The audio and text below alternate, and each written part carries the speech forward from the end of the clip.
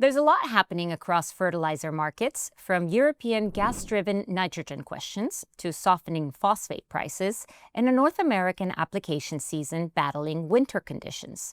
I'm Johanna Bota, and joining us today to help make sense of it all is Josh Linville, VP of Fertilizer at StoneX. Morning to you, Josh. Good morning to you as well.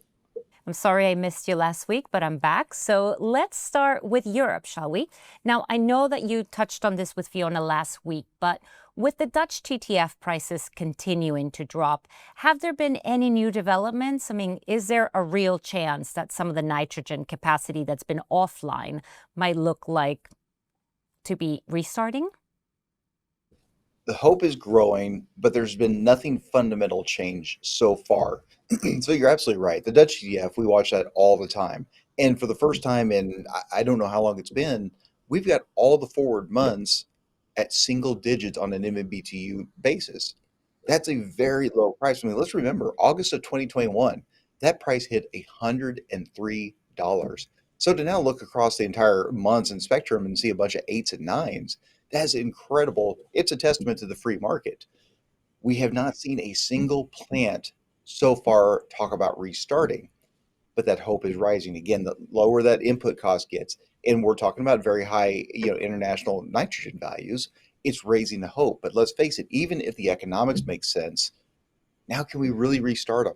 These are old plants, these are brittle plants. That's hard in itself. It's wintertime, it's getting cold outside. We're wearing vests and coats. That makes it that much harder to restart these plants. I mean, there's a question going around the industry asking, even under the perfect conditions, can these plants fire back up? These crews are incredible at what they do, but they can't work miracles. So we're not quite sure, but it is something we're putting on our radar because if all of a sudden those plants restart, you're talking about anhydrous supplies jumping, urea supplies jumping, UAN supplies jumping, demand across all three of those falling. That's an incredibly bearish event for the world.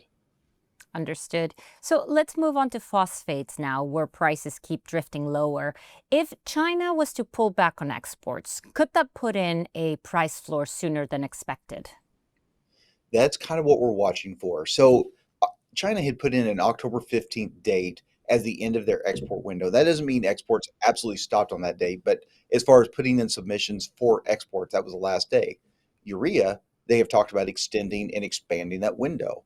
Phosphate, there's been no discussion. So we think there'll still be exports as we look at the October, November data, but we think it's going to slow down to a crawl like it did the first part of the year and then continue through their next spring season. So as long as this continues, we do think there's a chance it sets a floor in it.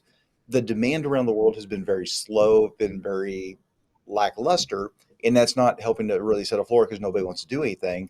But that demand is getting, built up. It's being pent up. At some point, if it's going to apply for the spring, it has to step forward. There's a lot of buying still to be done. And one last thing before we let you go, let's look at North America. With winter weather, which we were just talking about before we got on the call, essentially shutting down the fall season application, what does that mean for farmers and the fertilizer market heading into winter? Well, I was going to say, I'm going to start by saying I'm American, so I'm going to talk in inches. I have no idea what this is in metric, so you got to do your own conversion. But we had a I big only snowstorm. understand inches, so go ahead. So if you look, we're in Kansas City. That's where my office is based. North and east of here, the day after Thanksgiving, a major snowstorm came across. Double-digit inches of snow came across. And then actually yesterday, we have another one came through the Kansas City area.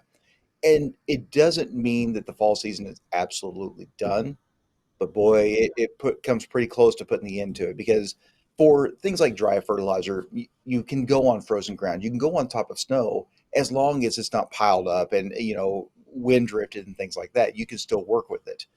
And hydrocide, it's going to be very hard to get back out there before Christmas. You got to melt the snow, you got to melt the ground, you got to dry it out, and then you got to start pulling toolbars. And I can tell you, that for a lot of the Midwest, they had a very good run. They had a very good November. There's some areas I would say from Missouri South that struggled with drier conditions, hot conditions, might be struggling to try and get that anhydrous put in the ground before it turns into the new year. Lots to keep our eye on. Josh, thank you so much as always for all your insight. And thank you to our viewers for watching. For more financial content, don't forget to like and subscribe to our channel.